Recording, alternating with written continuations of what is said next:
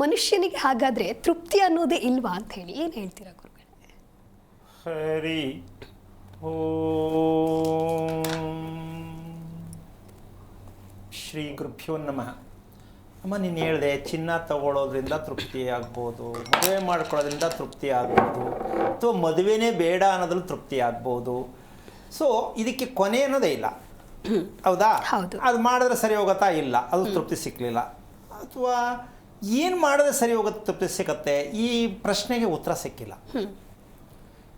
ನಾವು ಇವತ್ತು ತಿಳ್ಕೊಳ್ಬೇಕಾಗಿರ್ತಕ್ಕಂಥ ವಿಚಾರ ಶಾಶ್ವತವಾದ ತೃಪ್ತಿ.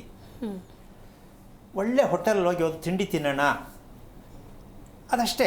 ಆ ತಿಂದ ಮೇಲೆ ತೃಪ್ತಿ ಹೋಯಿತು, ಮತ್ತೆ ಬೇರೆ ಇನ್ನೇನು ಕೇಳುತ್ತೆ. ಆದರೆ ನಮಗೆ ಶಾಶ್ವತವಾದ ತೃಪ್ತಿ ಬೇಕು. ಬೇಕಾ ಬೇಡವಾ? ಶಾಶ್ವತವಾದದ್ದು ಬೇಕು, ಸಿಗ್ತಾ ಇಲ್ಲ. ಅದಕ್ಕೆ ಕಾರಣ ಮನಸ್ಸು ಬುದ್ಧಿ ಎರಡೂ ಒಂದಾಗಬೇಕು. ಏನಾಗಬೇಕು? ಮನಸ್ಸು ಬುದ್ಧಿ ಎರಡೂ ಒಂದಾಗಬೇಕು. ಮನಸ್ಸೇ ಒಂಥರ, ಬುದ್ಧಿನೇ ಒಂಥರ ಆದರೆ ಯಾವ ಕಾರಣಕ್ಕೂ ತೃಪ್ತಿ ಸಿಕ್ಕಲ್ಲ. ಇದು ಬೇಕು, ಮನಸ್ಸಿಗೆ ಬೇಕು ಅನಿಸುತ್ತೆ, ದೇಹ ನನಗೆ ಚೆನ್ನಾಗಿ ಕಾಣಿಸಲ್ಲ ಅಂತಕ್ಕಂಥ ರೀತಿಯಲ್ಲಿ ನನಗೆ ಹೊಂದಾಣಿಕೆ ಆಗಲ್ಲ ಅಂತ ಇನ್ನೊಂದು ಬರುತ್ತೆ. ಸೊ ಇದೆರಡು ಒಂದಾದಾಗ ನಮಗೆ ತೃಪ್ತಿ ಆಗತ್ತೆ. ಯಾವುದರಿಂದ ಇದು ಒಂದಾಗತ್ತೆ ಮತ್ತು ಯಾಕಿನ್ನೂ ಒಂದಾಗಿಲ್ವಾ? ಈ ಎರಡೂ ಪ್ರಶ್ನೆ ಉತ್ತರ, ಎರಡರ ಮಧ್ಯೆ ಒಂದು ಸತ್ಯ ಇದೆ.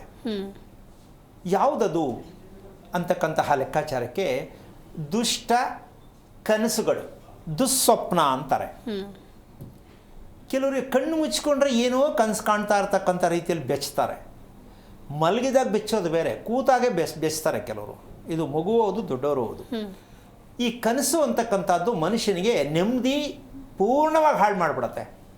ಯಾಕೆ ಅಂದರೆ ಜ್ಞಾಪಕ ಇರಲ್ಲ. ಏನೋ ಕನಸು ಕಂಡೇ ಗೊತ್ತಾಗ್ತಾ ಇಲ್ವಲ್ಲ. ಹೌದು. ಇನ್ನೊಂದು ಜ್ಞಾಪಕ ಇರುತ್ತೆ, ಈ ಥರ ಕನಸು ಸರಿನಾ ತಪ್ಪಾ?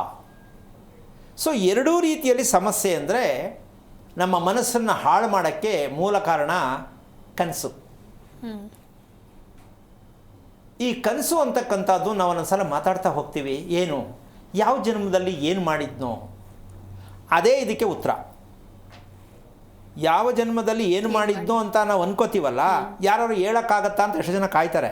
ಯಾರು ಹೇಳೋಕ್ಕಾಗತ್ತಾ, ನಾನು ಹೋದ ಜನ್ಮದಲ್ಲಿ ಏನು ಮಾಡಿದ್ದೆ ಹೇಳ್ಬಿಡಿ. ಈ ಥರದವರು ಸುಮಾರು ಜನ ಇದ್ದಾರೆ. ಈ ಜನ್ಮದಲ್ಲಿ ಏನಕ್ಕಾಗ್ಬಿಟ್ಟಿದ್ದೀನಿ ಹೇಳ್ಬಿಡಿ, ಈ ಥರದ ಸುಮಾರು ಜನ ಇದ್ದಾರೆ. ಇಲ್ಲ ಅಂತ್ಯಮ್ಮ, ಇದ್ದಾರೆ. ತಿಳ್ಕೊಳ್ಳೋದು ತುಂಬ ಕಾತರ.